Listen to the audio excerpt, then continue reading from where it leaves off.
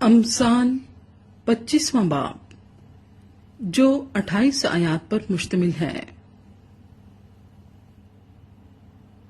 یہ بھی سلیمان کی امثال ہیں جن کی شاہ یہودا حزقیہ کے لوگوں نے نقل کی تھی۔ خدا کا جلال رازداری میں ہے، لیکن بادشاہوں کا جلال معاملات کی تفتیش میں۔ آسمان کی اونچائی اور زمین کی گہرائی اور بادشاہوں کے دل کی انتہا نہیں ملتی۔ چاندی کی میل دور کرنے سے سونار کے لیے برتن بن جاتا ہے۔ شریروں کو بادشاہ کے حضور سے دور کرنے سے اس کا تخت صداقت پر قائم ہو جائے گا۔ بادشاہ کے حضور اپنی بڑائی نہ کرنا اور بڑے آدمیوں کی جگہ کھڑا نہ ہونا، کیونکہ یہ بہتر ہے کہ حاکم کے روبرو جس کو تیری آنکھوں نے دیکھا ہے تجھ سے کہا جائے آگے بڑھ کر بیٹھ، نہ کہ تو پیچھے ہٹا دیا جائے۔ جھگڑا کرنے میں جلدی نہ کر، آخر کار جب تیرا ہمسایہ تجھ کو ذلیل کرے تب تو کیا کرے گا؟ تو ہمسائے کے ساتھ اپنے دعوے کا چرچا کر، لیکن کسی دوسرے کا راز فاش نہ کر۔ مبادا جو کوئی اسے سنے تجھے رسوا کرے اور تیری بدنامی ہوتی رہے۔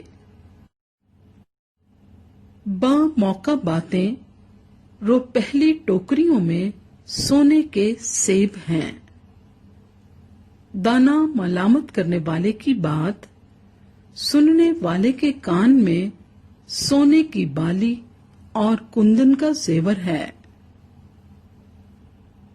وفادار ایلچی اپنے بھیجنے والوں کے لیے ایسا ہے جیسے فصل کاٹنے کے ایام میں برف کی ٹھنڈک، کیونکہ وہ اپنے مالکوں کی جان کو تازہ دم کرتا ہے۔ جو کسی جھوٹی لیاقت پر فخر کرتا ہے وہ بے بارش بادل اور ہوا کی مانند ہے۔ تحمل کرنے سے حاکم راضی ہو جاتا ہے اور نرم زبان ہڈی کو بھی توڑ ڈالتی ہے۔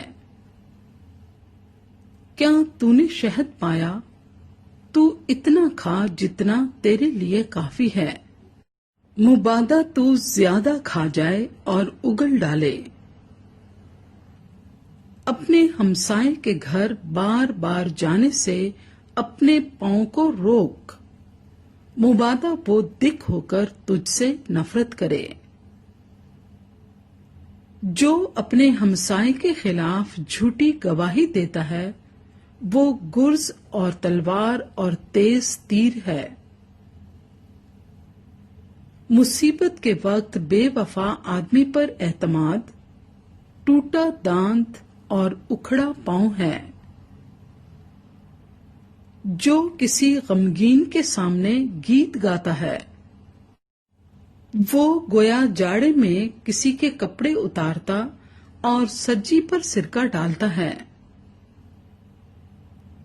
اگر تیرا دشمن بھوکا ہو تو اسے روٹی کھلا، اگر وہ پیاسا ہو تو اسے پانی پلا، کیونکہ تو اس کے سر پر انگاروں کا ڈھیر لگائے گا اور خداوند تجھ کو اجر دے گا۔